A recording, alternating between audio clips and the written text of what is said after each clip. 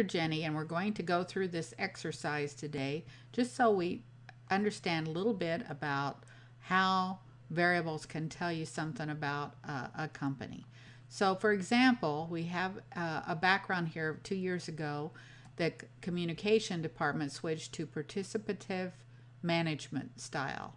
And one of the benefits that they noticed was a reduction in the number of sick days.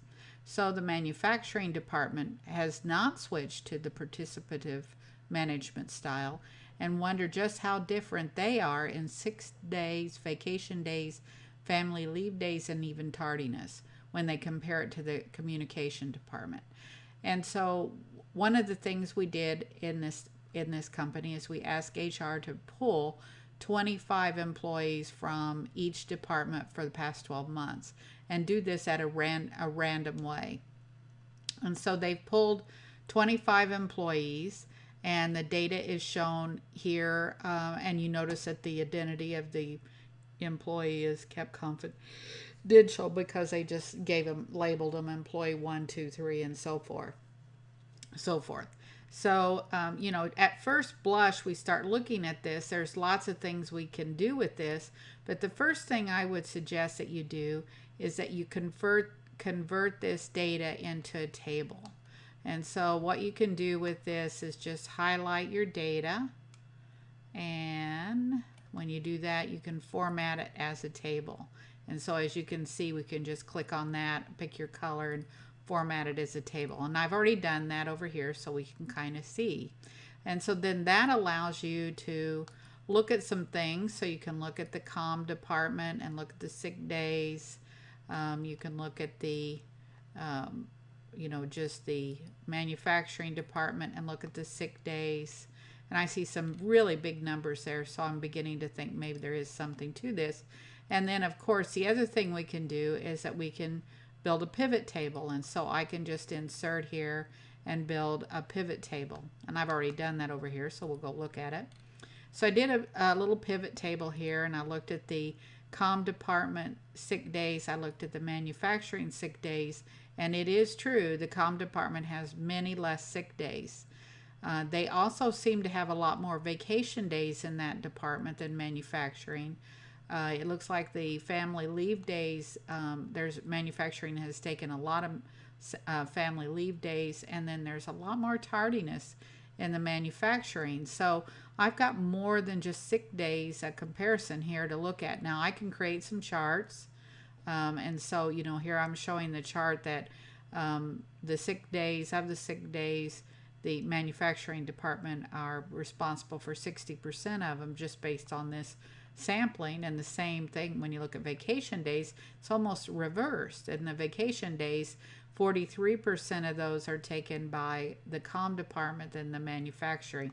And some of those things should raise, an eyebrow or two. It almost looks like the comm department has more vacation days, but that may be related to how long they've been there more than any other reason. So the one thing I want to teach you today is how to build a correlation matrix. And so it's really pretty easy. I'm going to show it to you, and then I'm going to build it. In this correlation matrix here, we see 6 days compared to sick days is 1. That's a perfect correlation, obviously. But when I compare vacation days to sick days, it is very significant at 0.69, and it is an inverse relationship. So the it almost looks like the more sick days they have, the less vacation days they have, which kind of makes sense when you think about it. Then positively, relationship between family leave and sick days, it looks like we have a positive relationship. But the one I want to show you over here is where do we compare tardiness to family leave, and we have, this is a very positive correlation. So it almost looks like that if people have family leave days, they have more tardiness, and that could be related to what's going on in their family. These are not as significant. You want to look at something over 0.60 to be significant. So what I'm going to do to build this now, I'm just going to show you how to build it. I'm going to go to the table so we can kind of see this. I don't have any filters on. And basically what I'm going to do is I'm going to highlight my data, and you notice I'm not picking up the any of the text over here. I'm highlighting my data. I'm going to go to my data tab, and if you don't have data analysis over here, this is an add-in. And remember, if you want to do an add-in, you go to File and you go to your options and you go to your ribbon, and you could basically or your add-in, sorry about that, and you can basically add in the kinds of things you want, and you just go down here to your Excel add-ins and put in your analysis toolback. You can see I have all kinds of stuff, so I'm going to say cancel. But anyway, I'm going to go to data, then go to data analysis, and you'll see it does all kinds of things. Excel actually will do descriptive statistics, which we might do that on this as well so you can see it, but I'm going to do correlation, and I'm going to say okay. And then my input range is going to be from C1 down to F52, and it does have labels, so I've clicked that and I put it on a new worksheet and I say okay. And then this gives me my correlation matrix, but it's not made into what's called a heat map yet. And heat map is just a way of doing it with conditional formatting. So I can go in here and go to home and then use conditional format and put in greater than 0.60. I'm going to make it green and say okay. And then I can do the same thing again, and greater than, or less than, sorry, negative 0.60.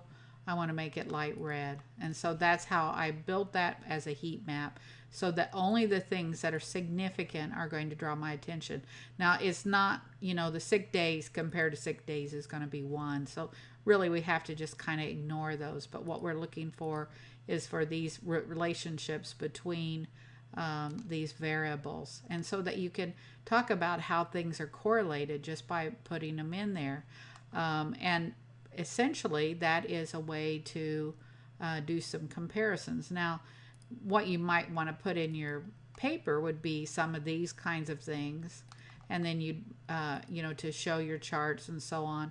And then you might want to also bring your correlation matrix table in there and indicate what these mean. And I know right now they don't mean as much to you, but hopefully as we get further into the course and you start looking at your own study, your own project, this will give you some ideas of how you might go about working with it. So thanks for listening.